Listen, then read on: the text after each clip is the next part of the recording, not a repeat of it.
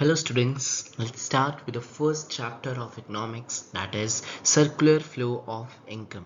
Let's start with the first topic, that is microeconomics and macroeconomics differentiate.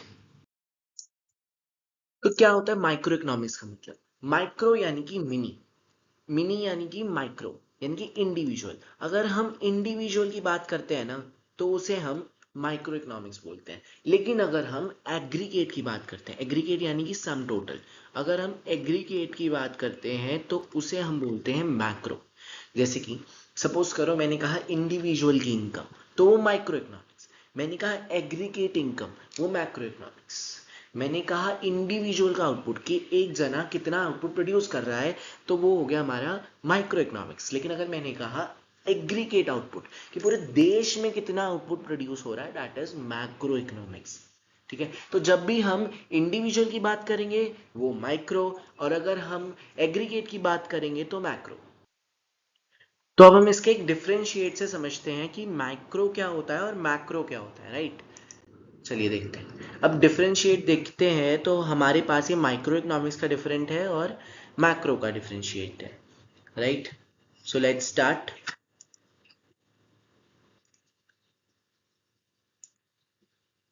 Micro economics क्या होता है? सबसे पहले हम उसके मीनिंग की बात करते हैं कि मीनिंग क्या है। माइक्रो इकोनॉमिक्स एक that part of economic theory, ये वो पार्ट है इकोनॉमिक थ्योरी का जो स्टडी करता है इंडिविजुअल। अभी मैंने बताया था कि माइक्रो मतलब इंडिविजुअल, माइक्रो मतलब इंडिविजुअल, और मैक्रो मतलब एग्रीगेट। एग्रीगेट तो ये रहा macro, aggregate. So micro economics is that part of economic theory which study the behaviour of individual units of an economy. Individual के बारे में बात करेंगे माइक्रो, और एग्रीगेट के बारे में बात करेंगे तो मैक्रो। तो वही लिखा है कि macro economics is that part of economic theory, ये वो पार्ट है इकोनॉमिक थ्योरी का जो स्टडी करता है behaviour of aggregate of the economy as a whole, जो एग्रीगेट के बारे में स्टडी करता है कि भाई एग्रीगेट कितना प्रोडक्शन हो रहा है, एग्रीगेट कितने कंजम्पशन हो रही है, एग्रीगेट कितनी इनकम है, नेशनल इनकम कितनी है, नेशनल आउटपुट कितना है। और यहाँ पर माइक्रो में क्या होता है, इंडिविजुअल इनकम कितनी है, इंडिविजुअल का आउटपुट कितना है, ये हम इसके बारे में बात करते हैं। अगर हम इसके टूल की बात करें तो भाई इसका टूल है डिमांड और सप्लाई, सिंपल सी बात है।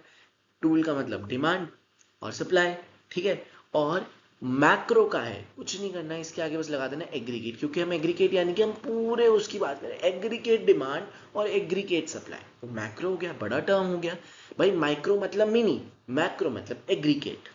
अगर हम ऑब्जेक्टिव की बात करें तो माइक्रो इकोनॉमिक्स का जो ऑब्जेक्टिव होता है वो प्राइस को डिटरमाइन करना होता है, और मैक्रो इकोनॉमिक्स का जो ऑब्जेक्टिव होता है वो इनकम को डिटरमाइन करना होता है। यही लिखा है कि it aims to determine the price of a commodity and it aims to determine the income and employment level of the economy.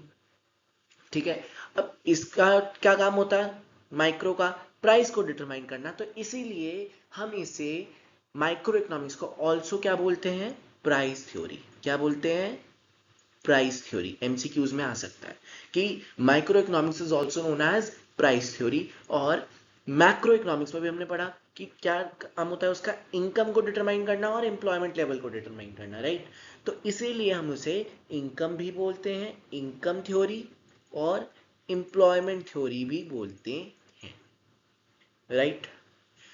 Example की अगर बात करें तो इंडिविजुअल इनकम, भाई एक जने की इनकम, माइक्रो छोटी, भाई छोटी बात कर रहे हैं हम। इंडिविजुअल का आउटपुट, ये भी हम। नेशनल इनकम, पूरे देश की इनकम, पूरे देश का आउटपुट, ठीक है। और अगर मैं इसके एग्जांपल दूं कि भाई हम्म किसी कंजम्पशन, ठीक है, तो ये कंजम्पशन हो गया हमारा माइक्रो। लेकिन अगर मैंने कहा एग्रीगेट कंजम्पशन यानी कि पूरे देश कितना कंज्यूम कर रहा है, तो वो मैक्रो में आ गया, राइट। एक एग्जांपल लेता हूं, उससे आपको बहुत अच्छे से क्लियर होगा कि माइक्रो क्या है और मैक्रो क्या है। हम्म ठीक है, लेट्स स्टार्ट। हम इसी में सीखते हैं कि माइक्रो क्या है और मैक्रो क्या है। अगर मैंने यहाँ पर एक एग्जांपल लिया कि एडिडास, आप इन सब इस नाम से बहुत अच्छे से फेमिलियर होंगे कि एडिडास होता क्या है। एडिडास एक शू ब्रांड है, राइट। तो ये मैंने यहाँ पर एक इंडिविजुअल शू ब्रांड की बात करी है, इंडिविजुअल शू ब्रांड की, राइट। अब आप लोग सोचेंगे कि भाई एडिडास का बहुत नाम है, बहुत बड़ा ब्रांड है, इसलिए मैक्रो इकोनॉमिक्स की कैटेगरी में आएगा। तो मैं आपको बताऊं, माइक्रो है या ये मैक्रो है, तो इसका एक सिंपल सा आंसर है कि ये माइक्रो है, क्योंकि यहाँ मैंने एक शू ब्रांड की बात करी है। लेकिन अगर मैं दूसरे क्वेश्चन में आपको दे दूं कि ऑल द शूज ब्रांड, सारे शूज ब्रांड जो क्या इंक्लूड करते हैं, वो कैंपस को भी इंक्लूड करेंगे, वो एडिडास को भी करेंगे, राइट, और भी बहुत सारे होते हैं, नाइक के भी करेंगे, and many more etcetera, right. तो ये सारे शूज ब्रांड की बात हो रही है, यानी कि मैक्रो इकोनॉमिक्स की बात हो रही है। तो अगर मैं इसमें कहूँ कि मैक्रो है या मैक्रो है, कि भाई ये मैक्रो है या माइक्रो है, तो ये मैक्रो है, क्योंकि मैंने यहाँ सारे, जब मैं बात करता हूँ सारी चीजों के बारे में, ऑल, पूरे देश के ब्रांड, और यहाँ मैं बात कर रहा हूँ खाली एक शू ब्रांड। अगर ये मैं कहूँ कोई स्पेसिफिक क्लोथ ब्रांड ले लो, कोई भी अपनी तरफ से एग्जांपल ले लेना कि कोई भी शू ब्रांड है, कोई भी क्लोथ ब्रांड है, तो वो होगा माइक्रो। लेकिन अगर मैं यहीं पर मैं यहाँ बोलूं कि ऑल दी क्लोथ्स ब्रांड, और यहां पर मैंने एक क्लोथ ब्रांड ले लिया ऑक्टेव, ठीक है, ऑक्टेव जो होगा ना वो माइक्रो होगा या मैक्रो होगा, बताओ। और बताओ ऑल दी क्लोथ्स ब्रांड वो माइक्रो होगा या मैक्रो होगा। तो ऑल दी क्लोथ्स ब्रांड, सारे क्लोथ्स ब्रांड तो मैक्रो होंगे। और खाली अगर ऑक्टेव की बात करी कि भाई ऑक्टेव एक स्पेसिफिक एक ही क्लोथ ब्रांड की बात करी है, तो वो माइक्रो होगा, ठीक है।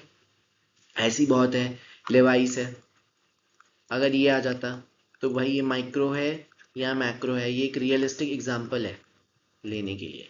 लेवाइस क्या है, माइक्रो है। यही अगर मैं कहता बाटा है, खाली बाटा मैंने बोल दिया कि भाई बाटा बताओ माइक्रो है या मैक्रो है, तो आप क्या कहते हैं, माइक्रो है। लेकिन अगर मैं यही बात करता सारे शूज ब्रांड, तो उसके अंदर ये भी आ गए, ये भी आ गए, ये भी आ गए, और बहुत सारे आ गए, तो वो मैक्रो होगा, ठीक है। तो हमें बस ये ध्यान रखना है कि अगर हम, ये स्पेसिफिक मैंने इसलिए बताया क्योंकि लगता है कि भाई एडिडास एक बहुत बड़ा ब्रांड है इसलिए वो मैक्रो होगा, वो गलत है। एडिडास एक सिंगल शू ब्रांड है जिसकी हम बात कर रहे हैं, लेकिन ऑल द शूज ब्रांड की अगर हम बात करेंगे तो वो मैक्रो के अंदर आएगा। और अगर कोई स्पेसिफिक दे दिया मैंने कि ये एडिडास, बताओ ये माइक्रो है मैक्रो है, तो वो माइक्रो होगा, ठीक है भाई। अब एक बार summary, microeconomics is that part of economic theory which study the aggregate of an individual, and micro macroeconomics is that part of economic theory which study the aggregate of economy as a whole। भाई micro में हम क्या बात करते हैं, individual के बारे में, मैक्रो में हम क्या बात करते हैं, एग्रीगेट के बारे में। माइक्रो में एग्रीगेट नहीं आता, माइक्रो तो इंडिविजुअल की बात हो गई ना। और माइक्रो को हम क्या बोलते हैं, प्राइस थ्योरी। मैक्रो को क्या हम बोलते हैं, इनकम थ्योरी। माइक्रो यानी कि माइक्रो के टूल्स क्या होते हैं, डिमांड और सप्लाई। उसके आगे कुछ नहीं करना, बस एग्रीगेट डिमांड और एग्रीगेट सप्लाई कर दो, मैक्रो बन जाएगा। और माइक्रो के कुछ एग्जांपल, इंडिविजुअल की इनकम, इंडिविजुअल का आउटपुट। और मैक्रो के example, aggregate income, aggregate output. याद रखना, माइक्रो, इंडिविजुअल, मैक्रो, एग्रीगेट।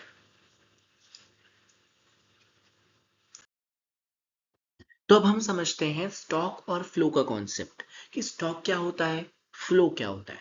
अगर आप देख रहे हैं इसी एग्जांपल में, एक सेकेंड, हाँ, कि ये पानी आ रहा है टैप से, राइट, और वो एक जार में इकट्ठा हो रहा है। तो वो जो जार में पानी इकट्ठा हो रहा है वो तो हो गया स्टॉक, और जो पानी आ रहा है ये, वो हो गया हमारा फ्लो, राइट। अब ऐसे ही अगर मैं आपको कहूं स्टॉक क्या होता है, ये तो समझ आ गया कि पानी आ रहा है तो वो हो गया फ्लो, ये पानी इकट्ठा हो रहा है तो वो क्या हो गया, स्टॉक। अब ये देखो, मैं कहूं किसी भी चीज को एक स्पेसिफिक टाइम पर मेजर किया जाए तो वो स्टॉक कहलाएगा। किसी भी चीज को, मैं कहूं वेल्थ, मैंने कहा वेल्थ मैंने मेजर करी और मेरी वेल्थ निकल के आई 5 लाख, राइट, तो वो स्टॉक कहलाएगा। तो स्टॉक वेरिएबल वो वेरिएबल होता है, ये भी वेरिएबल है, दोनों वेरिएबल, स्टॉक भी एक वेरिएबल है, राइट, फ्लो भी एक वेरिएबल है, दोनों ही वेरिएबल है, स्टॉक वेरिएबल, फ्लो वेरिएबल।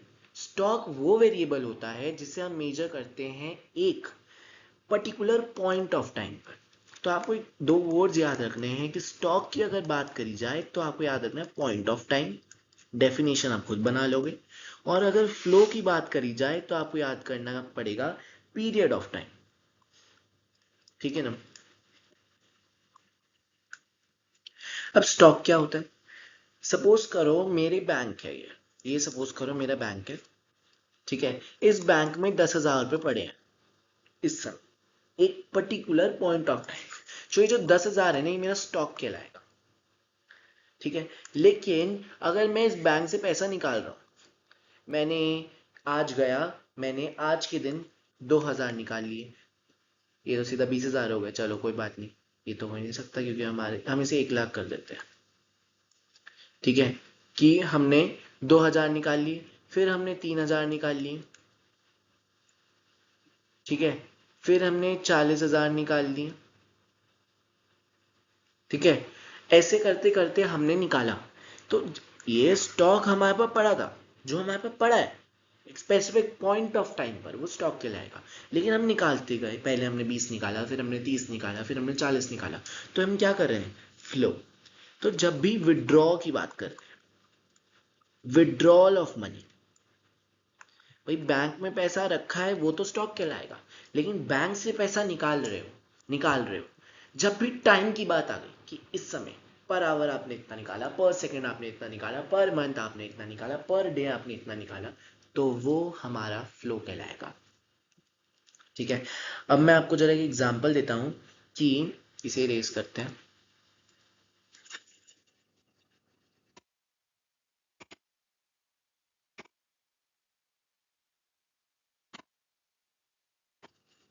एक सेकेंड में एग्जाम्पल समझ आता है ये, अगर आपको बस ये याद रखना है कि अगर स्टॉक की बात करी जाए तो आपको याद रखना है पॉइंट ऑफ टाइम, ठीक है, और फ्लो की बात करी जाए तो आपको याद रखना पड़ेगा पीरियड ऑफ टाइम, जिसमें आपको मंथ पर second, per hour, per day, ये याद रखना पड़ेगा, ठीक है। और जो स्टॉक है, स्टॉक जो है हमारा वो स्टैटिक होता है। स्टैटिक का मतलब होता है सेम रहने वाला। भाई आपने बैंक में 10,000 रुपये डिपॉजिट करा है, वो चेंज तो नहीं हो सकते, लेकिन अगर मैं वही बात करूं कि मैंने इतना इतना पैसा निकाला बैंक में से, उस 10,000 में से मैंने इतना इतना करके निकाला, तो वो चेंज है। तो इसलिए मैं कह सकता हूं जो मेरा फ्लो है ना, वो डायनेमिक है, फ्लो मेरा डायनेमिक है। अब डायनेमिक का मतलब क्या होता है, भाई स्टैटिक का मतलब होता है सेम, तो डायनेमिक का मतलब होता है चेंज, यानी कि कोई भी चीज जो चेंज हो सकती है वो डायनेमिक, ठीक है। और जो चीज सेम रहती है वो स्टैटिक, सेम रहने वाली स्टैटिक, चेंज होने वाली डायनेमिक।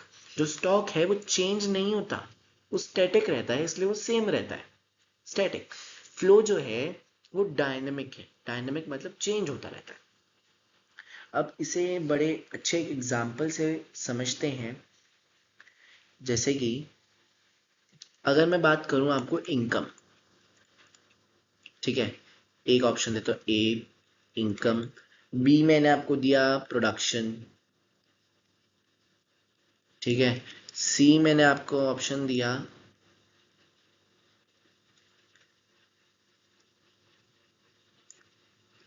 सी मैंने ऑप्शन दिया आपको वेल्थ, डी दिया सेल्स। आपको इसमें से बताना है कि कौन सा स्टॉक है, आप मुझे बताओ कि कौन सा इसमें से स्टॉक है। इनकम है स्टॉक, प्रोडक्शन है स्टॉक, वेल्थ है स्टॉक, सेल्स है स्टॉक। एक चीज दिमाग में बिठा लेना, स्टॉक चेंज नहीं होता और फ्लो चेंज होता है। स्टॉक चेंज नहीं होता, सेम रहता है, और फ्लो चेंज होता रहता है। अब स्टॉक बताना है, बताओ इसमें से स्टॉक कौन सा है? इनकम स्टॉक है, एक इंसान की नहीं, हम नेशनल, क्योंकि हम मैक्रो पढ़ रहे हैं, हम सोचते हैं नेशनल इनकम, ठीक है। क्या इनकम चेंज नहीं होती? इनकम चेंजेबल है, इनकम डायनेमिक है, राइट? तो इनकम तो चेंज होती है, ये सबको पता है। प्रोडक्शन, आज इतनी प्रोडक्शन हुई, कल इतनी प्रोडक्शन हुई, परसों इतनी हुई, ये प्रोडक्शन भी चेंज होती है। सेल्स, क्या सेल्स चेंज नहीं होती? एक दुकानदार की सेल्स पर्टिकुलरली एक ही रहती है? नहीं, सेल्स भी चेंज होती है। तो क्या बचा? वेल्थ। वेल्थ जितनी लगाई, जितनी हमारे पास वेल्थ है उतनी ही है। अगर मैं यहां पर कहूं, ये क्वेश्चन भी आता है कि नेशनल इनकम और नेशनल वेल्थ, तो national wealth will be the stock and national income will be the flow. तो हम कहेंगे जो नेशनल वेल्थ है, या अगर वेल्थ भी आ गया तो वो क्या है? स्टॉक है, वो सेम रहता है, वेल्थ सेम रहेगी लेकिन इनकम चेंज होगी। तो हमारा इसका आंसर वेल्थ होगा, क्योंकि हमसे क्या पूछा गया था कि बताओ स्टॉक क्या है, तो हम लिख देंगे भाई स्टॉक क्या है? वेल्थ है, वेल्थ है। ये तो हमारा स्टॉक हो गया। तो बस स्टॉक में हमें क्या याद रखना है? स्टॉक में हमें याद रखना है पॉइंट ऑफ टाइम की बात करी गई हो। अगर मैं कहूं कि नंबर ऑफ बर्थ, ठीक है, इसे इरेज करते हैं, कि number of birth on April 24, ठीक है, number of birth on April 24, ये तो हमारा क्वेश्चन 1 हो गया। और दूसरा क्वेश्चन मैंने अगर अभी दिया कि नंबर ऑफ बर्थ ऑन 2/3/26, पूरा का पूरा एग्जैक्ट डेट दे दी, जब भी एग्जैक्ट दे दी कि इस समय कितने बर्थ हुए, एक एग्जैक्ट डेट देना, तो वो हो गया स्टॉक। क्योंकि वो चेंज होगा क्या भाई, इस दिन इतने बर्थ हुए, that can not be changeable. लेकिन हो सकता है अप्रैल में, एक तो क्या सोच के कर सकते हैं हम कि हमने मंथ की बात कर ली, पूरे महीने की बात कर ली। अब एक दिन में इतने बर्थ हुए, 2 दिन में इतने हुए, तो दैट इज चेंजेबल। हो सकता है एक दिन में 2 हुए, फिर एक दिन में 4 हुए, फिर एक दिन में 6 हुए, हो सकता है, तो वो चेंज हो सकता है। तो यहाँ पर मंथ की बात हो गई, पूरे मंथ की बात हो गई, तो ये क्या बन गया? फ्लो बन गया। अदरवाइज अगर मैंने यहाँ डेट की बात कर ली, पर्टिकुलर डेट, एक स्पेसिफिक डेट दे दी, तो वो स्टॉक हो गया, ठीक है। अब इससे हम आगे एक फ्लो के एग्जांपल से भी समझते हैं कि भाई मैंने फ्लो में याद रखने के लिए क्या कहा था कि भाई फ्लो का मतलब क्या होता है? एक पीरियड ऑफ टाइम, एक समय, राइट। अब बताओ, इसमें यही क्वेश्चन है कि जो नेशनल इनकम है, नेशनल इनकम वो क्या है? नेशनल इनकम क्या है? स्टॉक है, फ्लो है, क्या है? भाई इनकम है। हमें तो ये देखना है कि जो फ्लो है ना वो चेंजेबल है, चेंजेबल अर्थात डायनेमिक, राइट। तो क्या इनकम चेंजेबल है? चेंज होती है इनकम? बिल्कुल होती है। तो ये फ्लो हो गया। यही अगर मैं दे देता नेशनल इनकम ना देने के बजाय, मैं घुमा देता क्वेश्चन को और मैं नेशनल वेल्थ दे देता, लेकिन हमें पता है कि वेल्थ क्या है? Unchangeable, static. स्टैटिक है तो इसलिए क्या है ये? स्टॉक, क्योंकि वो चेंज नहीं होती, ठीक है ना? ओके, अब हम आगे इसका डिफरेंशिएट पढ़ेंगे और फिर इसी के क्वेश्चंस करेंगे जो बोर्ड में आ रखे हैं, उससे और क्लैरिटी होगी हमें। अब हम एक एक करके समझते हैं कि स्टॉक क्या होता है और फ्लो क्या होता है। मैंने स्टार्टिंग में बता दिया था कि स्टॉक और फ्लो दोनों ही वेरिएबल हैं, दोनों ही वेरिएबल हैं। तो स्टॉक वेरिएबल वो वेरिएबल होता है, ये तो हम कर लिख ही सकते हैं। और मैंने बताया था स्टॉक में क्या याद रखना है? पॉइंट ऑफ टाइम, ठीक है। तो stock variable refers to the variable which is measure, जिसे हम किससे मेजर करते हैं? एक पॉइंट ऑफ टाइम पे। पॉइंट ऑफ टाइम, मैंने ये भी कहा था कि भाई पॉइंट ऑफ टाइम जरूर लिखना है, क्योंकि इसका मेन ही कॉन्सेप्ट है पॉइंट ऑफ टाइम। अगर इसके एग्जाम्पल्स की बात करें तो अभी हम करके आए बहुत सारे एग्जाम्पल, भाई वेल्थ लिख दो, इसकी नेशनल वेल्थ लिख दो,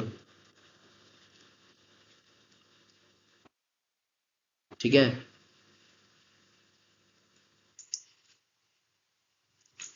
और हम इसे लिख सकते हैं population, population of India on 31st 3/25, right. और हम क्या लिख सकते हैं कि total number of Maruti cars in Delhi, total number of Maruti cars in Delhi. और लिख लो national wealth, that is done. Quantity of wheat stored, right. तो ये हो गया हमारे पास स्टॉक। तो भाई स्टॉक क्या है, वो वेरिएबल है जिसे हम मेजर करते हैं एक पर्टिकुलर पॉइंट ऑफ टाइम पर, एक पर्टिकुलर पॉइंट ऑफ टाइम पर जिसे हम मेजर करते हैं वो हमारा स्टॉक कहलाता है, ठीक है। जिसके example wealth, national wealth, population of India on 31st 3/25, total number of Maruti cars in Delhi, quantity of wheat store, भाई स्टोर करा, भाई इतना व्हीट हमने स्टोर कर दिया, उतने का उतना ही है, स्टॉक ही रहेगा वो, ठीक है। Next flow. अब फ्लो क्या होता है, फ्लो में हमें याद रखना है पीरियड ऑफ टाइम, कुछ कीवर्ड्स हैं, ठीक है। पीरियड ऑफ टाइम, डायनेमिक, ठीक है, यानी कि चेंजेबल।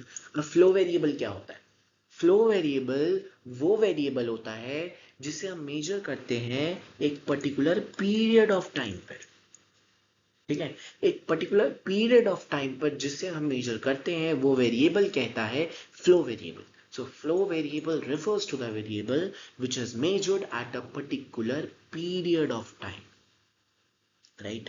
अब इसके कुछ एग्जांपल लिख लेते हैं, जैसे कि हो गया number of birth, number of birth during 2024। ये उसमें क्यों नहीं आया, क्योंकि इसमें स्पेसिफिक डेट नहीं थी, इसमें पूरा साल आ गया। जब भी मैं पूरा साल, महीना, वीक, इन सब की बात कर रहा हूं ना तो वो फ्लो होगा। अब जैसे कहा कि मारुति कार्स मैन्युफैक्चर ड्यूरिंग जनवरी, मारुति कार्स मैन्युफैक्चर्स, ठीक है, ड्यूरिंग ड्यूरिंग जनवरी 25, ठीक है। इसमें पूरा महीने की बात हो गई, तो ये भी हमारा फ्लो है। अब नेशनल इनकम, नेशनल वेल्थ हमने स्टॉक लिया था और नेशनल इनकम हमारा फ्लो है क्योंकि वो चेंजेबल है। ऐसे ही quantity of wheat produced, quantity of wheat produced, अभी हमने क्वांटिटी ऑफ व्हीट स्टोर्ड लिखा था कि भाई हमने कितना स्टोर किया, तो वो चेंजेबल नहीं होगा। लेकिन प्रोड्यूस कितना हुआ, आज इतना प्रोड्यूस करा, आज इतना प्रोड्यूस करा, तो चेंजेबल है, ये चेंज हो सकता है, ठीक है। इसलिए हम इसे फ्लो कहते हैं।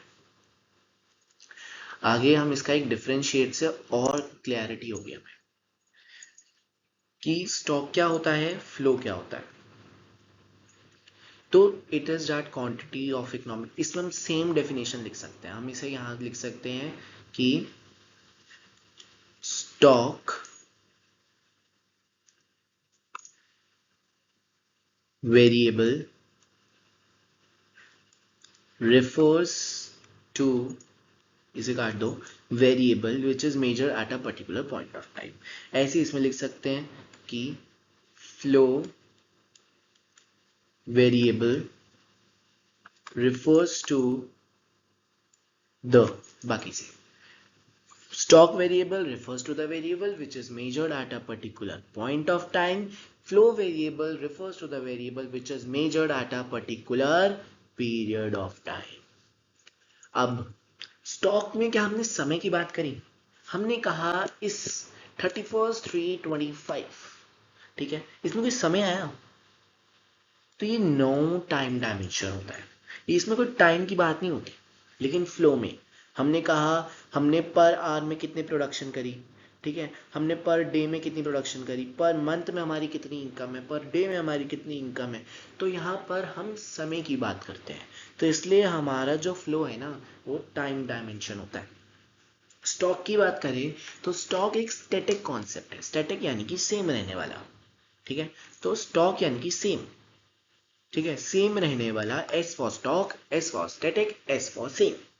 And flow means dynamic, dynamic means which is changeable, जो हम चेंज कर सकते हैं, तो चेंज होने वाला फ्लो चेंज है भाई, पर आवर में इतनी प्रोडक्शन, पर डे में इतनी इनकम, ये सब। एग्जाम्पल्स की बात करें तो अभी हम एग्जाम्पल लिख कर आए हैं, वो भी लिख सकते हैं, वरना ये भी है कि quantity of money, wealth, very important, consumption. अब इसमें आ गया फ्लो कंजम्पशन, क्यों, स्टॉक क्यों नहीं है, चेंज है भाई, फ्लो कंजम्पशन हमेशा चेंज होता रहता है, आज मैंने इतना कंज्यूम करा, कल मैंने इतना कंज्यूम करा, कंजम्पशन नेवर बी सेम। अगर आज मैंने इतना खाया तो हो सकता है कल मैं इतना ना खाऊं, अगर मैं पूरी इकोनॉमी की बात करूं तो कल इकोनॉमी में इतना खाया पूरी इकोनॉमी ने, और आज कितना खाया, तो कंजम्पशन कैन बी वेरीज, यानी कि चेंजेबल, चेंज्ड, सेम नहीं रहेगा।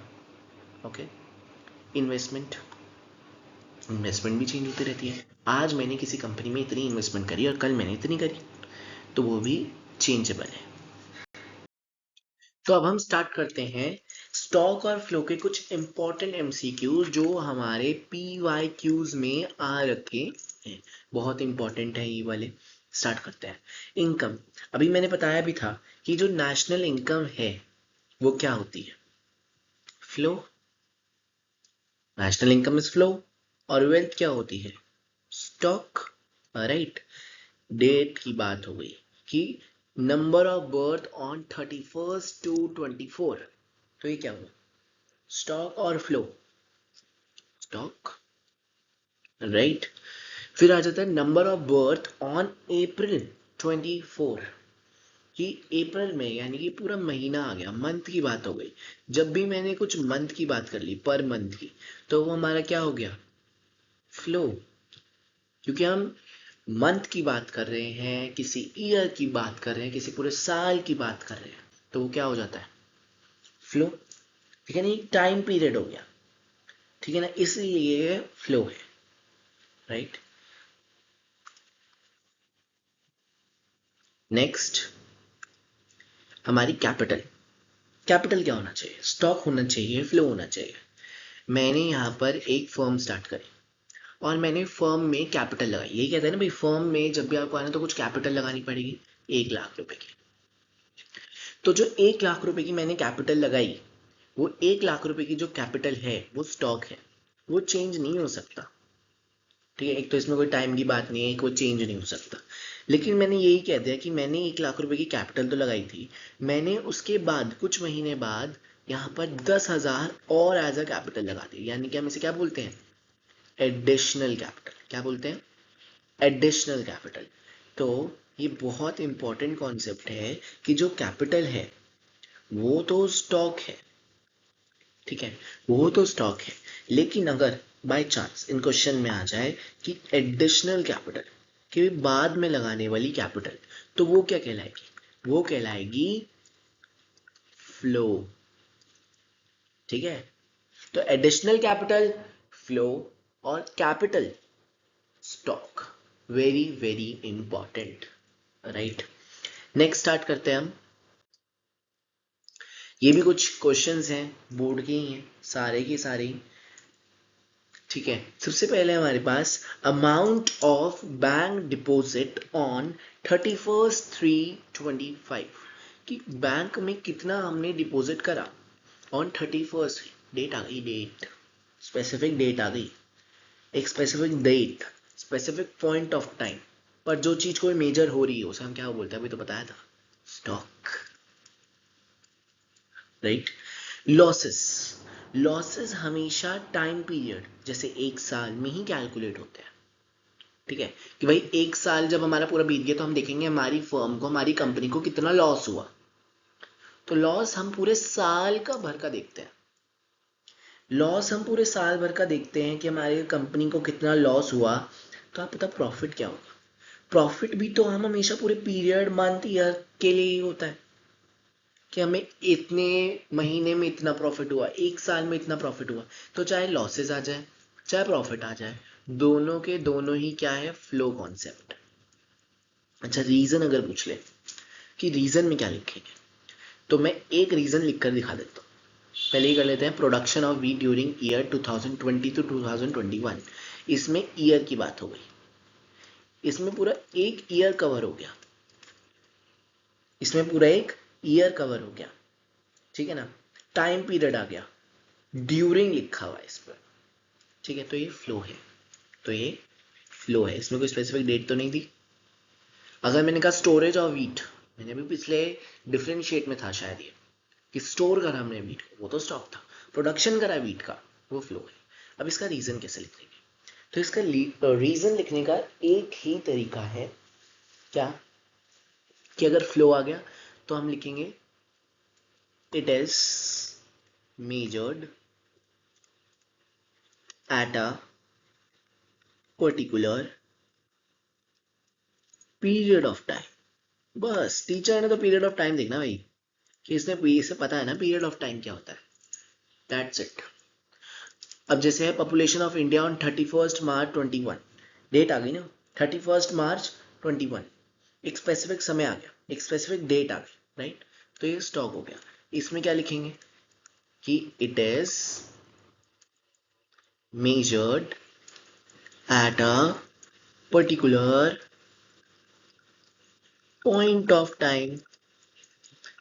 उसमें हमने लिखा था पीरियड ऑफ टाइम, इसमें हमें लिखना है point of time, period of time, point of time, simple सी बात है।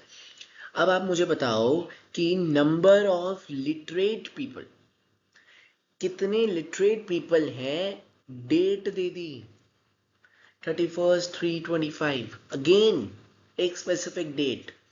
तो ये क्या हो गया हमारा स्टॉक, और रीजन सेम ये वाला, फ्लो का होगा तो रीजन सेम,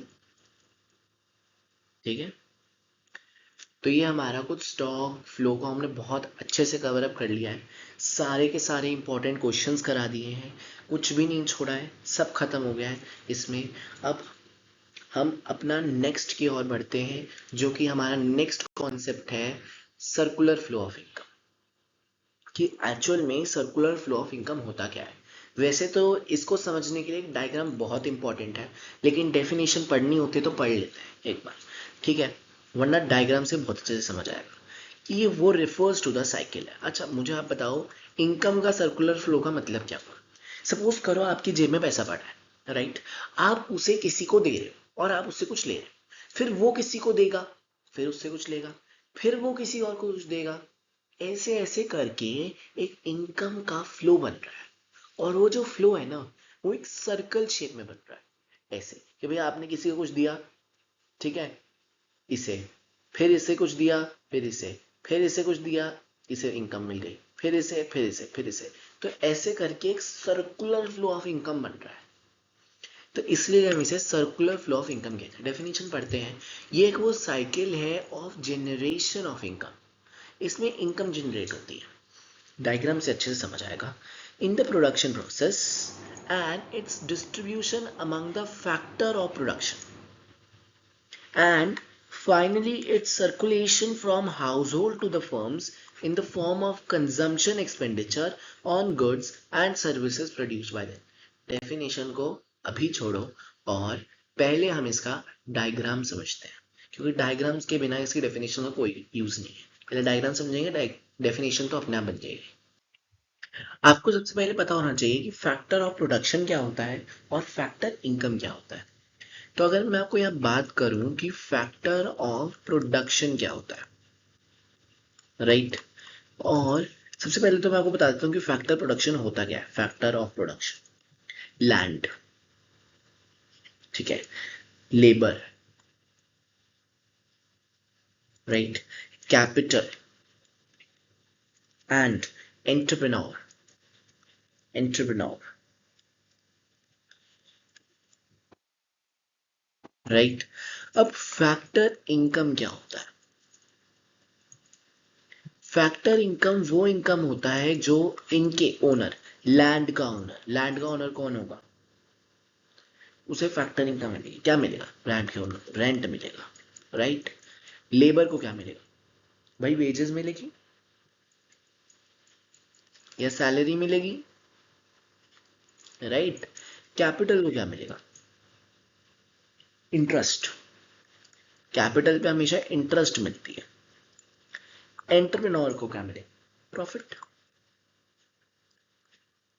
ठीक है, तो आपको समझना पड़ेगा कि फैक्टर ऑफ प्रोडक्शन क्या होते हैं और उनको क्या इनकम मिलती है। बेसिकली हाउस होल्ड जैसे कि हम नॉर्मल लोग, हम फैक्टर सर्विसेज प्रोवाइड करते हैं और हमें उन फैक्टर सर्विसेज के बदले में फैक्टर इनकम मिलती है। जैसे कि अगर मैं कहूँ कि हाउस होल्ड, एक बहुत अच्छा पॉइंट है कि जो हाउस होल्ड होते हैं ना, households are the owner. किसके owner? Are the owner of the factor of production. ठीक है ना, are the owner of the factor of production. इन फैक्टर ऑफ प्रोडक्शन के जो ओनर होते हैं ना, वो हाउस होल्ड होते हैं।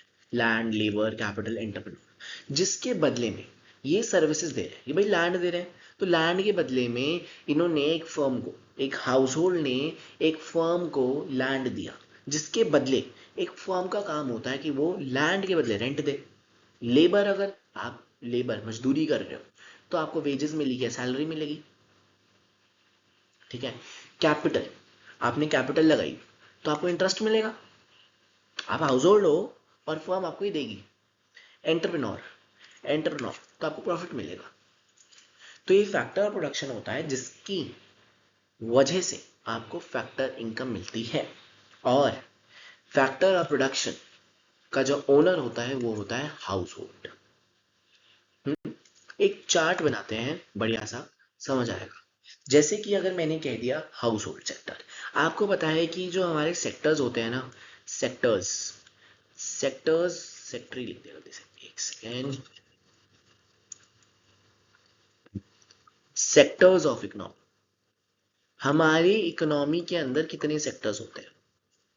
अरे हमें पता है हमारी इकोनॉमी के अंदर 4 सेक्टर होते हैं। सबसे पहला होता है हमारे पास हाउस होल्ड सेक्टर, राइट। दूसरा होता है हमारा फर्म सेक्टर, राइट। तीसरा कौन सा होता है हमारा? Government sector.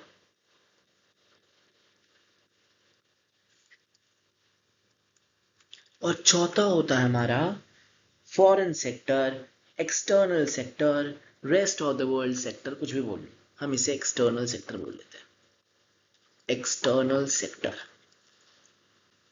ये टोटल हमारे पास 4 सेक्टर होते हैं एक इकोनॉमी के अंदर। हम इसे एक्सटर्नल भी बोल सकते हैं, हम इसे फॉरेन भी बोल सकते हैं, और हम इसे एक और वर्ड बोल सकते हैं, rest of the world sector. अब हाउस होल्ड क्या करता है? हाउस होल्ड सेक्टर जो होता है ना, वो कंजम्पशन करता है, कंज्यूम करता है, इसलिए इसे कंज्यूमर बोलते हैं। ठीक है ना। और household are the owner, owner होते हैं किसके? फैक्टर ऑफ प्रोडक्शन के, अभी बताया था। फैक्टर ऑफ प्रोडक्शन के ओनर होते हैं ये। फर्म क्या होता है? फर्म सेक्टर को हम प्रोड्यूसर सेक्टर भी बोलते हैं, क्योंकि ये प्रोड्यूस करते हैं गुड्स और सर्विसेज को, इसलिए हम ये प्रोड्यूसर सेक्टर हो गए। गवर्नमेंट सेक्टर क्या करते हैं? वही रूल्स रेगुलेशंस करना। और एक्सटर्नल सेक्टर, एक्सपोर्ट्स को देखना, इंपोर्ट्स को देखना, कि भाई एक्सपोर्ट्स इंपोर्ट्स तो पता होगा। एक्सपोर्ट मतलब बाहर से माल, बाहर माल बेचना, दैट इज एक्सपोर्ट। बाहर से माल खरीदना, इंपोर्ट। इन करना, अंदर करना, तो बाहर से माल खरीदोगे तभी तो अंदर होगा, इन। लेकिन एक्सपोर्ट मतलब बाहर बाहर बेच देना, माल को बाहर बेच दिया, दैट इज एक्सपोर्ट्स। तो टोटल हमारी इकोनॉमी के अंदर 4 सेक्टर होते हैं, house hold, firm, government and external, right. लेकिन बहुत अच्छी बात है कि अभी हम इस चैप्टर में एज्यूम करके चलेंगे, क्या करके चलेंगे? एज्यूम करके चलेंगे कि हम सिर्फ 2 सेक्टर्स के बारे में पढ़ेंगे। एक होगा हमारा हाउस होल्ड और दूसरा होगा हमारा फर्म। हम इसी के इसी में हम लेन देन करेंगे भाई। हाउस होल्ड क्या देगा फर्म को, फर्म क्या देगी फिर उसके बदले हाउस होल्ड को, हम ये देखकर चलेंगे। हम इसमें गवर्नमेंट और एक्सटर्नल सेक्टर का इस चैप्टर में कोई रोल नहीं है, कोई भी रोल नहीं है। ठीक है, तो अब हम इसका एक डायग्राम बनाते हैं, यानी सर्कुलर फ्लो ऑफ इनकम बनाते हैं, जिससे बहुत अच्छे से क्लियर हो जाएगा कि क्या रोल है हाउस होल्ड सेक्टर का, क्या रोल है फर्म सेक्टर। ठीक है, just a second and we will start. Done. अब सबसे पहले हम यहां लिखेंगे household sector, household sector.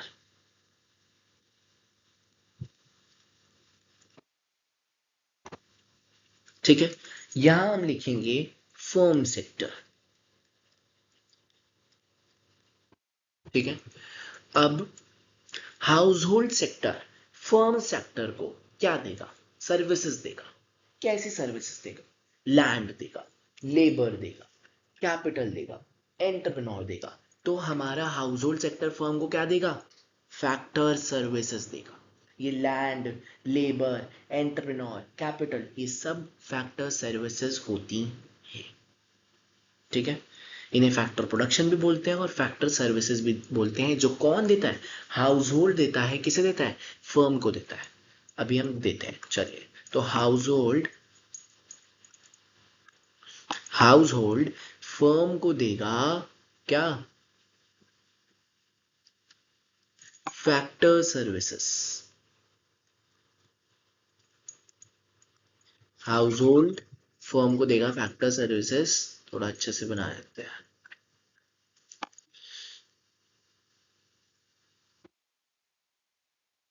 Household firm को देगा हमारे को फैक्टर सर्विस देगा, फर्म को फैक्टर सर्विसेज, जैसे कि land, labour, right, capital, entrepreneur.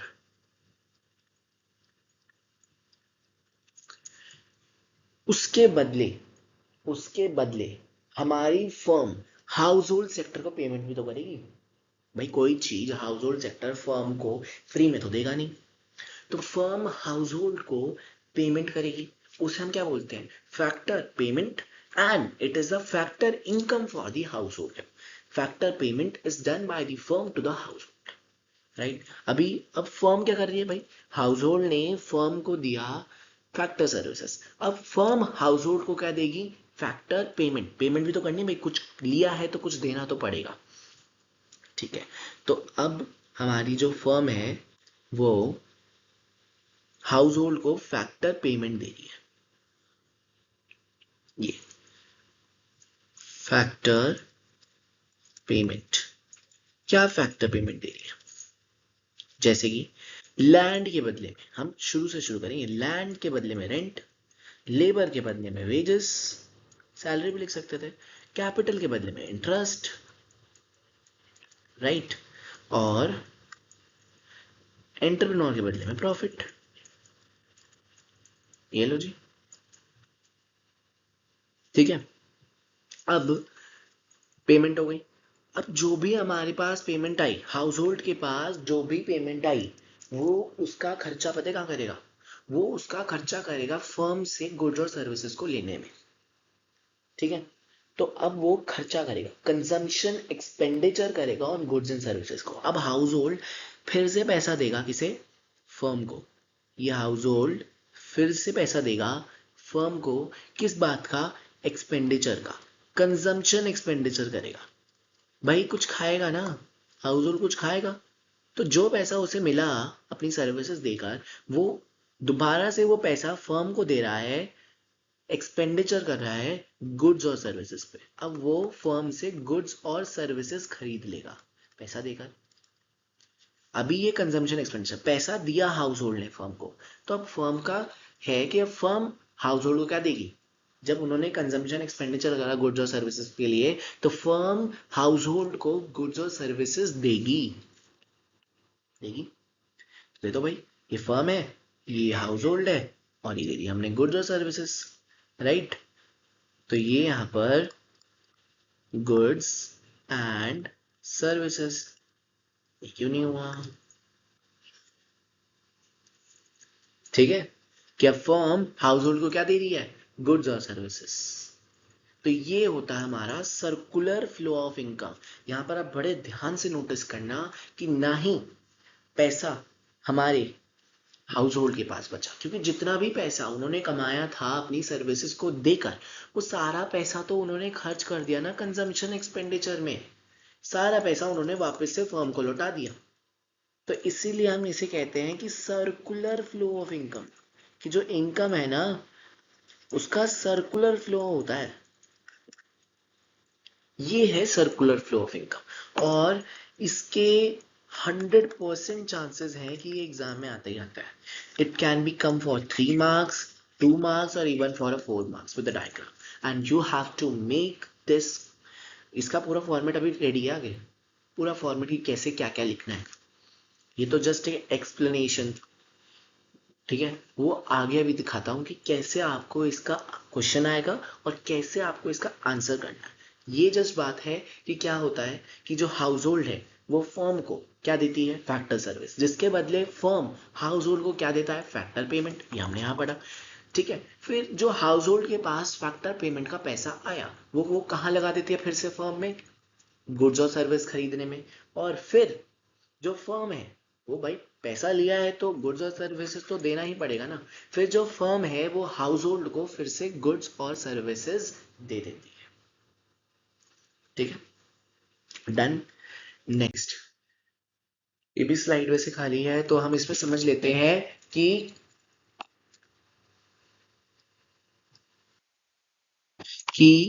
जो हमारी हाउस होल्ड है, राइट, वो फर्म को क्या देती है, सर्विसेज, फैक्टर सर्विसेज, जिसके बदले में फर्म हाउस होल्ड को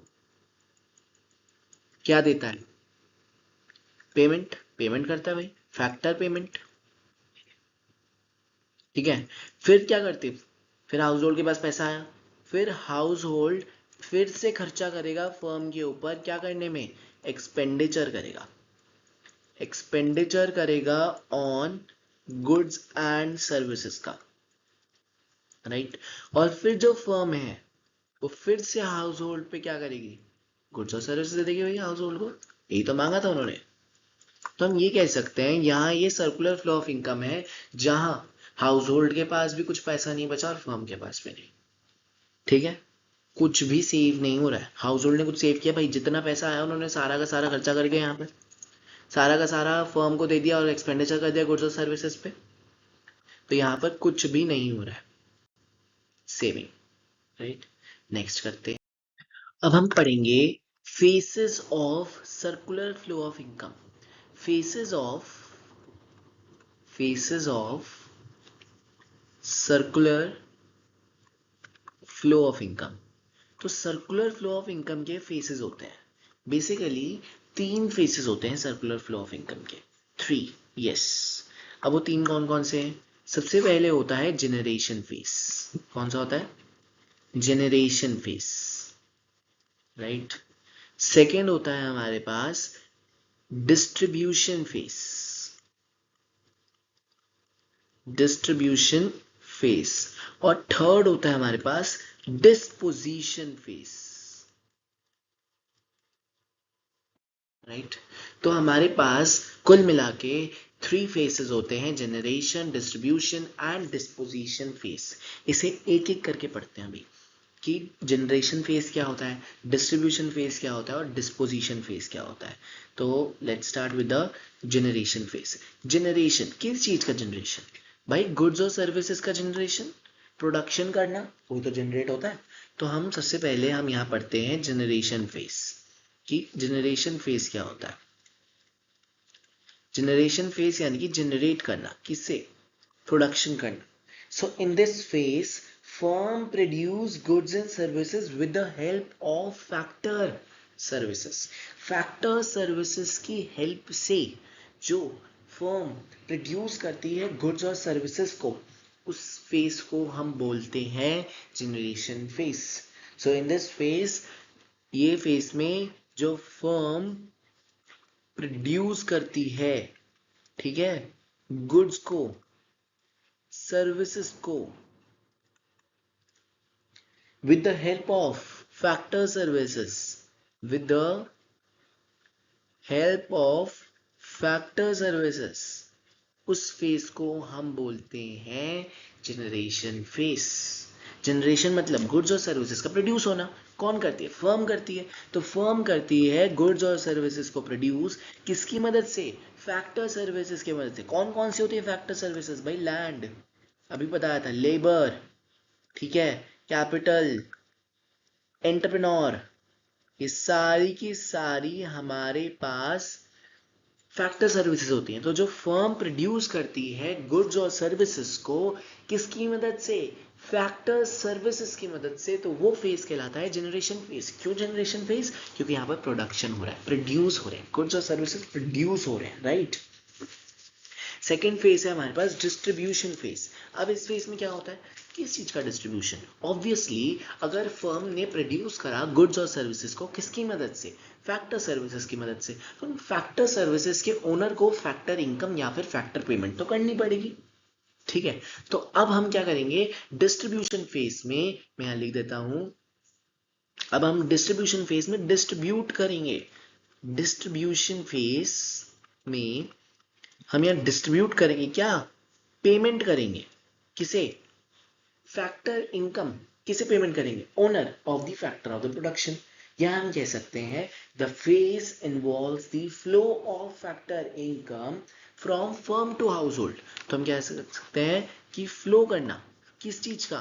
फैक्टर इनकम का। Flow of factor income from, कौन देगा?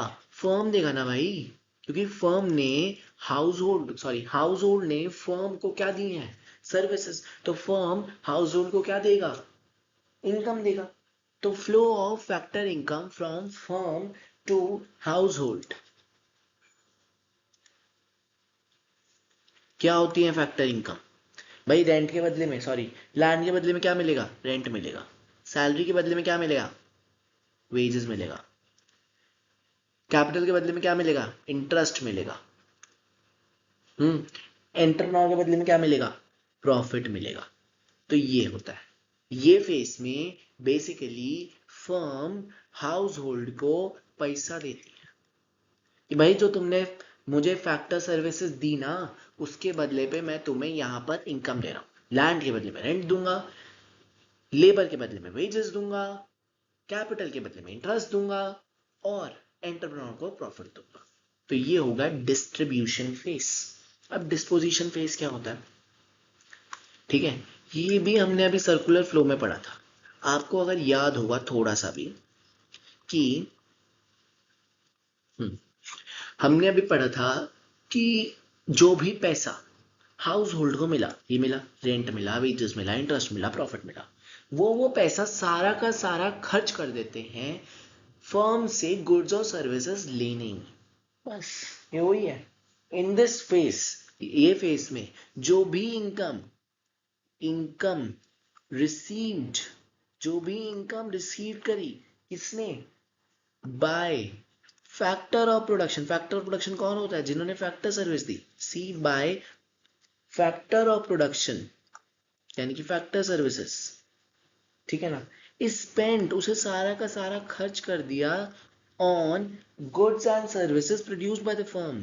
सारा का सारा खर्च कर दिया गुड्स और सर्विसेज को, गुड्स एंड सर्विसेज जो कि किसने प्रोड्यूस करी? प्रोड्यूस्ड करी फर्म ने, प्रोड्यूस्ड बाय फर्म। तो ये 3 फेस होते हैं। सबसे पहला कौन सा होता है? Generation phase. इसमें क्या होता है कि जो गुड्स और सर्विसेज प्रोड्यूस करती है हमारी फर्म। डिस्ट्रीब्यूशन फेज में सारा का सारा जो भी फैक्टर सर्विसेज ने हेल्प करी थी जनरेट में, प्रोडक्शन करने में, उनको इनकम देना, डिस्ट्रीब्यूशन फेज। फिर जो भी इनकम हमारे हाउस होल्ड ने कमाई, उसको सारा का सारा खर्च कर देना किस पे? उन गुड्स और सर्विसेज पे जो कि किसने प्रोड्यूस करी? फर्म ने प्रोड्यूस करी। That is disposition phase. तो हमारे पास टोटल 3 फेजेस होता है, generation phase, distribution phase and disposition phase. Next, अब हम समझेंगे कि हमारे पास ये तो हमने समझ लिया कि faces of circular flow of income, right. अब हम समझेंगे types of circular flow of income. कुछ टाइप्स भी होते हैं। कितने टाइप्स? तो दो टाइप्स, केवल और केवल दो types. So types of circular flow. तो सर्कुलर फ्लो के केवल दो टाइप्स होते हैं। कौन से दो टाइप्स होते हैं समझ लेते हैं। एक होता है हमारे पास रियल फ्लो। कौन सा फ्लो? Real flow. दूसरा कौन सा फ्लो होता है? Money flow. बस यही है दो टाइप्स। और मैंने तभी डायग्राम कराया था क्योंकि ये सब डायग्राम से रिलेटेड है। आपको मैंने बताया था भाई हाउस होल्ड है, ये फर्म है। हाउस होल्ड ने फर्म को दी फैक्टर सर्विस, जिसकी बदले से फर्म ने हाउस होल्ड को दी फैक्टर इनकम। फिर उसके बाद जो भी फैक्टर इनकम आई, हाउस होल्ड ने उसका खर्चा करा और एक्सपेंडिचर कर दिया इसके ऊपर। फिर फर्म ने गुड्स और service they the house hold को, यही कराया था। इसमें अगर आपने देखा हो इसमें अगर आपने देखा हो कि हमने जो भी गुड्स और सर्विसेज का ट्रांसफर करा एक दूसरे से, भाई अगर आपने देखा कि रियल फ्लो में, रियल फ्लो क्या होता है, इसे मैं एक बार वो लिख देता हूँ कि इसे हम और क्या बोलते हैं। इसे हम बोलते हैं फिजिकल फ्लो, ठीक है। और मनी फ्लो को हम बोलते हैं नॉमिनल फ्लो, ठीक है। अब रियल फ्लो क्या होता है? रियल फ्लो में बेसिकली वो फ्लो होता है जिसमें कि जो हमारा हाउस होल्ड है वो फर्म को देता है फैक्टर सर्विसेज। इसमें पैसा आया? इसमें कोई पैसा नहीं आया भाई। फैक्टर सर्विसेज दिए, इसमें पैसा कहां से आ गया? और उसके बदले में हमारे फर्म ने हाउस होल्ड को गुड्स और सर्विसेज पे तो दिए थे जब उन्होंने एक्सपेंडिचर करा गुड्स और सर्विस पे। वो है रियल फ्लो। रियल फ्लो में पैसा नहीं आता, no involvement of money. Exchange होता है गुड्स और सर्विसेज का, no money is involve in this real flow. आगे पढ़ेंगे। मनी फ्लो में क्या होता है? इसमें पैसा आता है। अगर आपने देखा हो कि भाई हमारे हाउस होल्ड ने फर्म को फैक्टर सर्विस दिए, जिसके बदले में हमारे फर्म ने हाउस होल्ड को फैक्टर इनकम दी थी, पिछले अभी हम पढ़ के आए हैं। और फिर फैक्टर इनकम जो हमारे हाउस होल्ड ने खर्च कर दी वापस से गुड्स और सर्विसेज खरीदने के लिए हाउस होल्ड फर्म से, तो वो हो गई हमारी मनी फ्लो। उसमें पैसा आ गया। जिस भी फ्लो में, अभी हमने इतने सारे फ्लो पढ़े भाई, इसने ऐसे ऐसे दिया, उसने ऐसे ऐसे दिया, तो उस फ्लो में जिसमें पैसा इन्वॉल्व है वो तो हो गया हमारा मनी फ्लो। लेकिन जिसमें हमारा पैसा इन्वॉल्व नहीं है, गुड्स और सर्विस इन्वॉल्व है। क्या इन्वॉल्व है? Goods and services. तो वो हो गया हमारा रियल फ्लो। और जिसमें पैसा इन्वॉल्व है वो हो गया हमारा मनी फ्लो, ठीक है। अब पहले हम पढ़ते हैं इनका एक्सप्लेनेशन, फिर हम क्वेश्चंस पे भी जाएंगे। तो ये एक्सप्लेनेशन आता है हमारा सबसे पहले फेस का। ये हमारे तीन फेसेस होते हैं। फिर फेसेस के बाद इसमें बात है हमारा टाइप्स, तो सब डिटेलिंग में भी होगा। Generation face, produce goods and services with the help of factor services. It's not visible, अगर आप वो डेफिनेशन भी लिखते हो जो हमने अभी प्रीवियसली मैंने आपको लिखवाई, तो दैट इज फुली करेक्ट, बिल्कुल सही, ठीक है ना। तो जनरेशन फेज में क्या होता है भाई? जो भी हमारी फर्म है वो गुड्स और सर्विसेज को प्रोड्यूस करती है, किसकी मदद से? फैक्टर सर्विसेज की मदद से। यही लिखा है कि प्रोड्यूस, आप यहाँ लिख सकते हो कि firm produce goods and services with the help of factor services, जैसे कि लैंड, लेबर, ठीक है, कैपिटल, एंटरप्रेन्योर, राइट।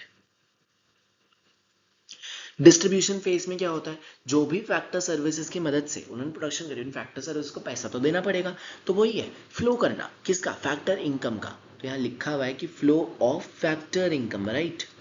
तो फ्लो करना फैक्टर इनकम का, किससे? फर्म से हाउस होल्ड को। भाई फर्म में तो देखिए हाउस होल्ड को, क्योंकि हाउस होल्ड ने क्या दिया है फर्म को? सर्विसेज दी हैं। तो वो डिस्ट्रीब्यूशन फेज में आ गया। डिस्पोजिशन फेज में क्या होगा? जो भी इनकम हमारे हाउस होल्ड ने कमाई है, ठीक है, वो सारा का सारा इनकम वो खर्च कर देगी किस पर? गुड्स और सर्विसेज लेने लेने के लिए। किससे? फर्म से, जो भी फर्म ने प्रोड्यूस करा। तो यही लिखा है कि जो भी income receive by the factor of production is spent on the goods and services produced by the transforms, that is done. यही है बस फेसेस, ये 3 फेसेस याद रखने हैं। सेकेंड रहता है हमारे पास टाइप्स ऑफ सर्कुलर फ्लो, ये भी हम पढ़ चुके हैं भाई कि भाई 2 तरह के फ्लो होते हैं, real flow and money flow. ठीक है, अब हमें पता होना चाहिए कि रियल फ्लो को मैंने भी बताया था फिजिकल फ्लो भी बोलते हैं, राइट क्योंकि इसमें क्या फ्लो करता है, गुड्स और सर्विसेज। मनी फ्लो में क्या फ्लो करता है, मनी, तो इसलिए हम क्या बोलते हैं, मनी तो बोलते ही बोलते हैं, साथ में हम इसे नॉमिनल फ्लो भी बोलते हैं। क्या बोलते हैं, नॉमिनल फ्लो। अब अब मैं आपको एक बहुत सिंपल सा एक एग्जांपल देता हूं, तो समझते हैं कि रियल फ्लो क्या होता है। तो रियल फ्लो का मतलब होता है फ्लो करना, किस चीज का, गुड्स और सर्विसेज का। तो अगर मैं यहाँ पर रियल फ्लो की डेफिनेशन लिखूं, ठीक है, जो आगे मिलेगी बिल्कुल सही, आप उसमें से भी कॉपी कर सकते हैं, लेकिन इससे लिखिए कि real flow refers to the flow of, मैं यहाँ से रिफर्स से लिख रहा हूँ, real flow refers to the flow of, फ्लो करना किस चीज का, फैक्टर सर्विसेज का, refers to the flow of factor services from, किससे, फैक्टर सर्विसेज कौन देता है, house hold, from household to firm, from household to the firm and corresponding to the flow of factor and corresponding to the flow of goods and services, क्योंकि इसमें तो सारा का सारा corresponding to the flow of goods and services from firm to household, ठीक है, from firm to household.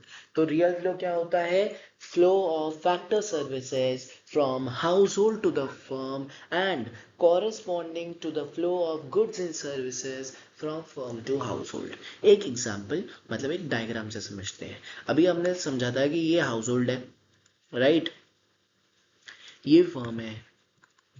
तो house hold firm को क्या देता है, फैक्टर सर्विसेज, ताकि वो प्रोडक्शन कर पाए। ठीक है, ये तो अब इतनी बार हमने रिपीट करते रट लिया होगा, फैक्टर सर्विस देता है।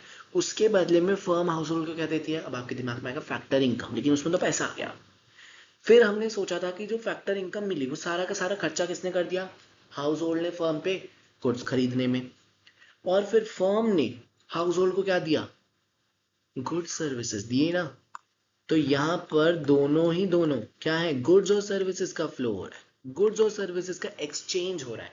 तो जब भी गुड्स और सर्विसेज का एक्सचेंज होगा, ठीक है, फैक्टर सर्विसेज का एक्सचेंज होगा, जिसमें कभी भी पैसा नहीं आएगा, वो फ्लो मनी फ्लो कहलाएगा। ठीक है, इसलिए मनी फ्लो को हम क्या बोलते हैं, money flow is also known as the physical flow. इसमें फिजिकल फ्लो है, इसमें पैसा नहीं है, और इसमें क्या होता है, एक्सचेंज होता है, exchange of goods and services, goods और सर्विसेज का एक्सचेंज होता है। और किस चीज का एक्सचेंज होता है, इसमें पैसे का एक्सचेंज होता है नहीं।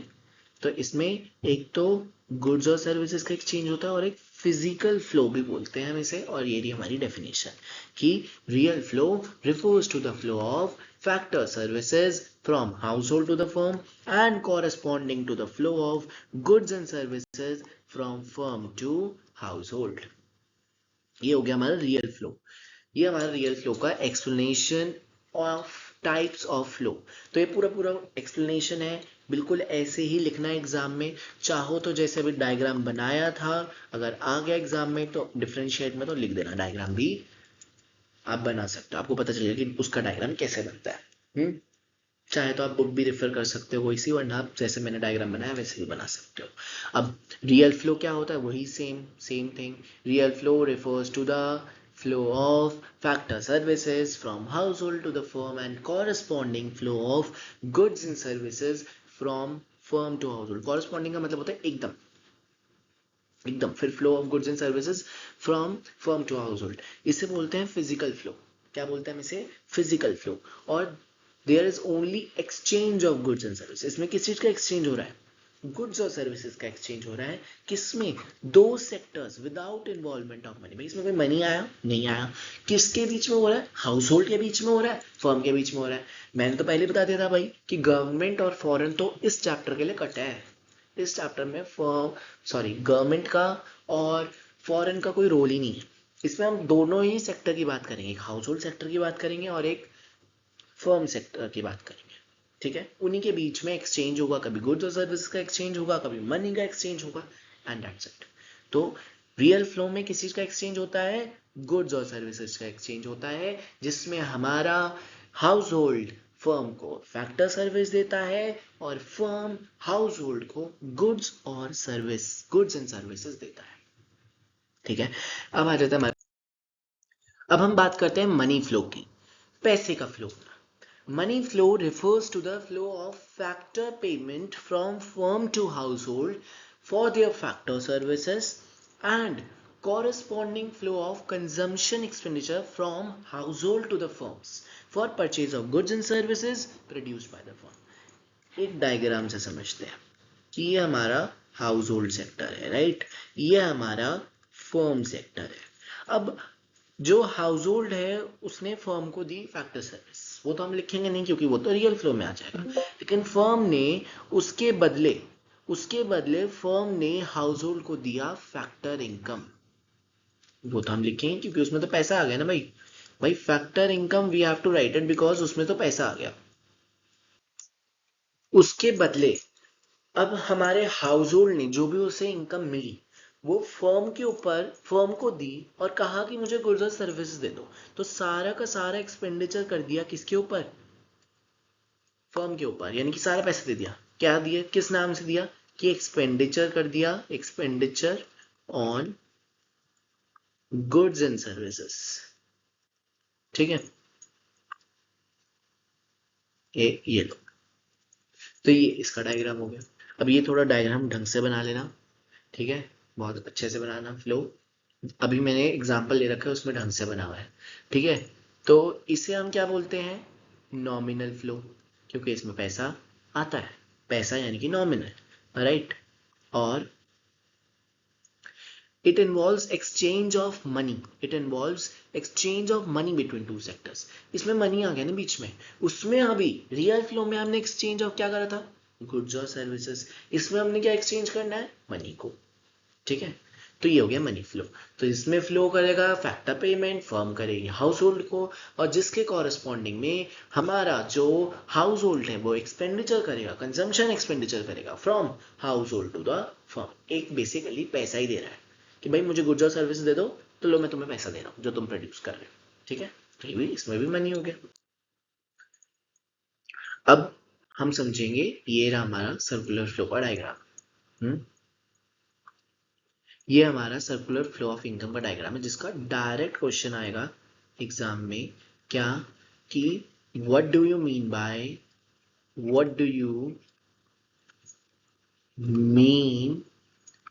Bye circular flow of income. ठीक है, तो आपको पूरा एक डायग्राम बना के explanation of the diagram, definition, सब कुछ। अब इसमें लिखना क्या क्या है, क्या इसमें फेसेस भी लिखने हैं, क्या इसमें, देखो जितना लिख सकते हो बेटर है, बढ़िया बात है। लेकिन ये तो मैंने आपको सब समझा दिया, एक बार और समझा देता हूँ एक क्लैरिटी डायग्राम से। ठीक है, कि जो हमारा हाउस होल्ड है वो फर्म को कंजम्पशन एक्सपेंडिचर, ये तो हमारा कंजम्पशन फैक्टर सर्विस देता है, ये रहा कि जो हमारा हाउस होल्ड है वो फर्म को क्या देता है, फैक्टर सर्विस, जिसके बदले हमारी फर्म हाउस होल्ड को क्या देती है, फैक्टर पेमेंट, ये रही। ठीक है, रेंट, वेजेस, इंटरेस्ट, प्रॉफिट, इस तरह से।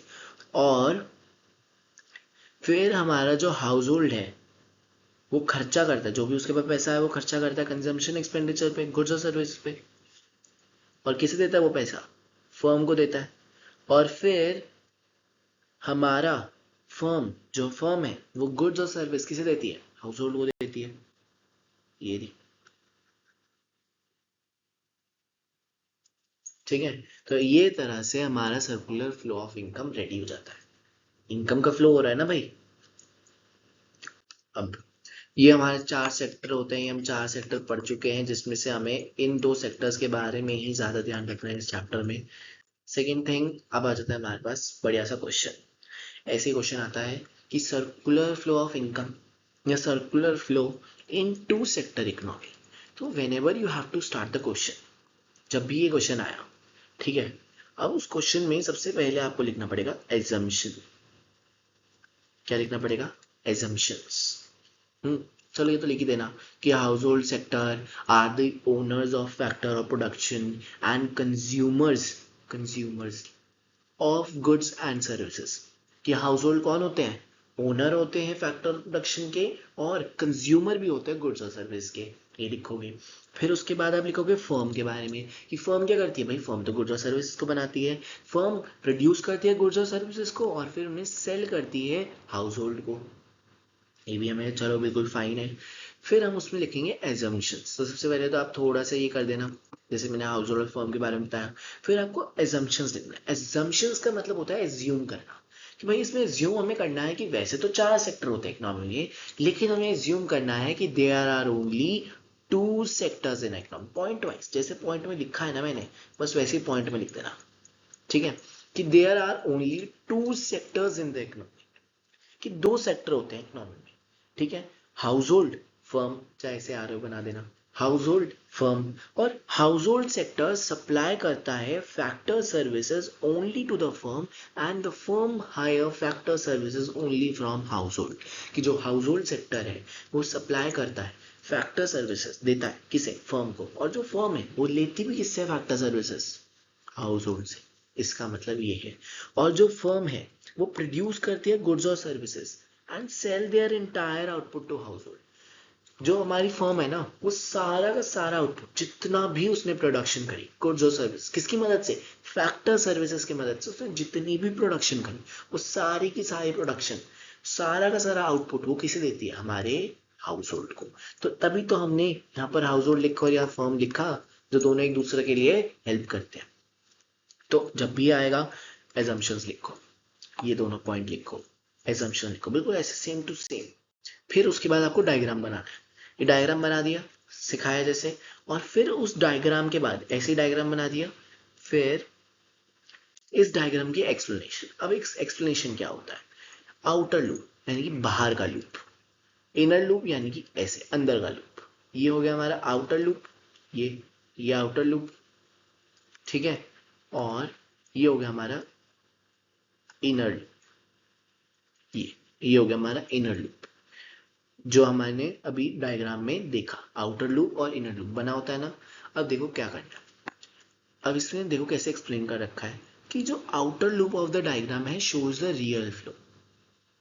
कि जो हमारा आउटर लूप है, जो बाहर वाला लूप है ना, वो हमें रियल फ्लो कर रहा है। क्यों?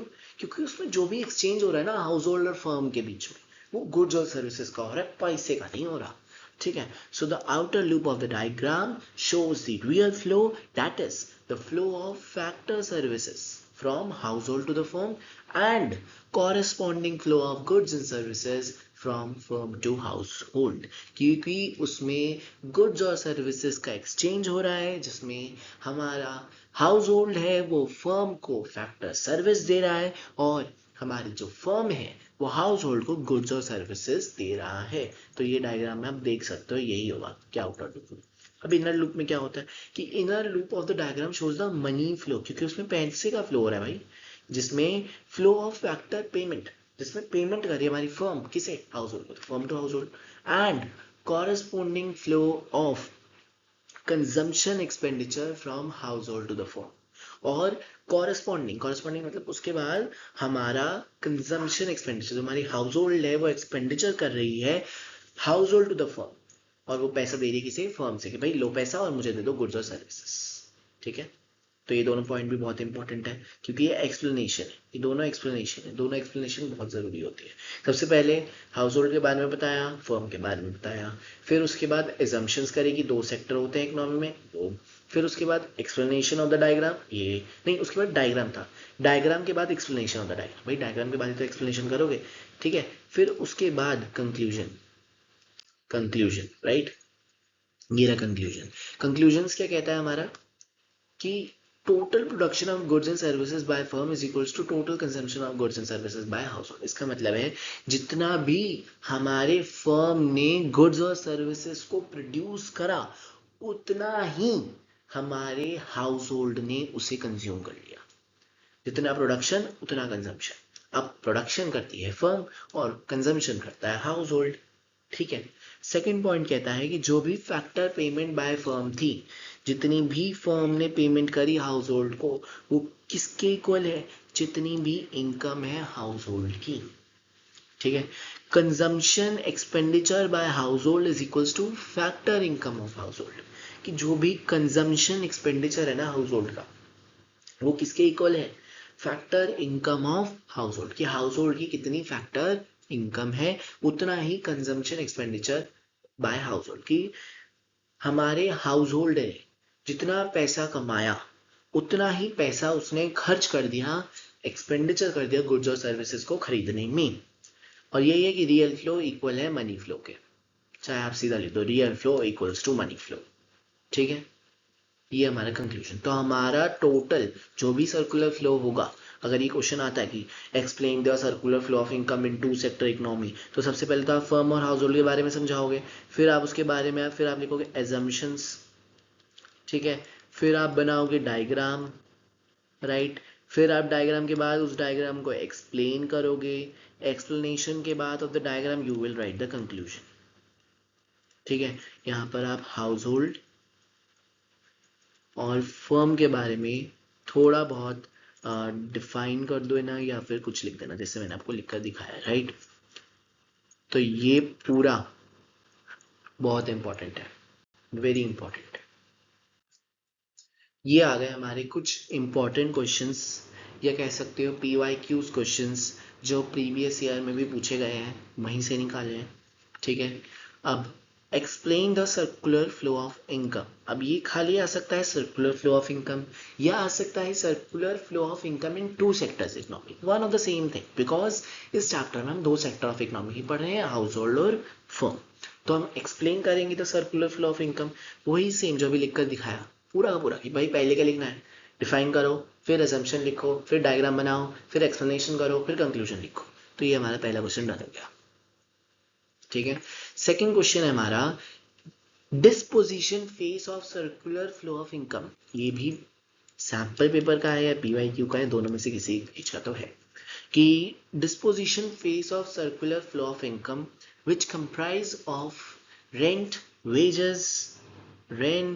wages, interest and profits from firm to household. Defend or refute the statement and give valid reason for the answer, right? अब इसमें डिफेंड का मतलब पता है क्या है, डिफेंड का मतलब होता है सपोर्ट करना, कि मैं आपके सपोर्ट के लिए तैयार हूं, ठीक है। और रिफ्यूट का मतलब होता है अगेंस्ट, ठीक है, या फिर अपोज करना।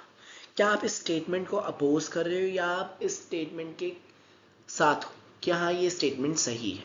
तो डिफेंड का मतलब सपोर्ट करना कि हाँ ये सही है, इसको प्रूफ करो। रिफ्यूट का मतलब इसे अपोज करना, क्या ये गलत है, ठीक है, अपोज करना इसे। तो मैं कहूँगा आप मुझे एक चीज़ बताओ, अभी मैंने आपको पढ़ाया कि डिस्पोजिशन फेस में होता क्या है। डिस्पोजिशन फेस में एक्चुअल में हाउस होल्ड को जो भी इनकम मिलती है, हाउस होल्ड को जो भी इनकम मिलती है वो उसे गुड्स और सर्विसेज खरीदने में यूज करता है और पैसा वापस फर्म के पास चला जाता है, उसे बोलते हैं डिस्पोजिशन फेस।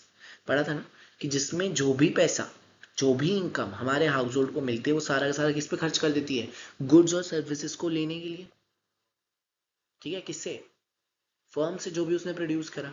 ये तो भाई ये बता रहा है कि जो भी इनकम मिली, income which comprises of rent, wages, interest and profit from firm to household, ठीक है, वो एक डिस्पोजिशन फेस है भाई, वो तो डिस्ट्रीब्यूशन फेस है, ये तो डिस्ट्रीब्यूशन फेस हो गया ना। तो मैं तो इस स्टेटमेंट को रिफ्यूट करूंगा, यानी कि मैं इस स्टेटमेंट के खिलाफ हूँ, अगेंस्ट हूँ, अपोज कर रहा हूँ मैं इस स्टेटमेंट के, क्योंकि ये स्टेटमेंट डिस्पोजिशन की स्टेटमेंट नहीं है, ये डिस्ट्रीब्यूशन की स्टेटमेंट है। आपको लिखना पड़ेगा, पहले आप लिखोगे ये this statement refers to which statement, कौन सा फेस है ये, डिस्ट्रीब्यूशन फेस, फिर आप मीनिंग देना डिस्पोजिशन का और डिस्ट्रीब्यूशन का, फिर आप कहना कि जो स्टेटमेंट है ये मैं इसके रिफ्यूट हूँ, मैं इसके खिलाफ हूँ, मैं अपोज कर रहा हूँ इस स्टेटमेंट को। तो आप ऐसे लिख सकते हो the given statement is refuted, disposition phase of circular flow of income indicate the flow of spending by the household on purchase of goods and services produced by the firms, whereas the statement depicts the distribution phase, which involves the flow of factor income, which comprises of rent, wages, interest, profit from firm to household. मतलब दोनों की definition लिखनी है और कहना है कि मैं इसके खिलाफ, बस सिंपल सी बात है।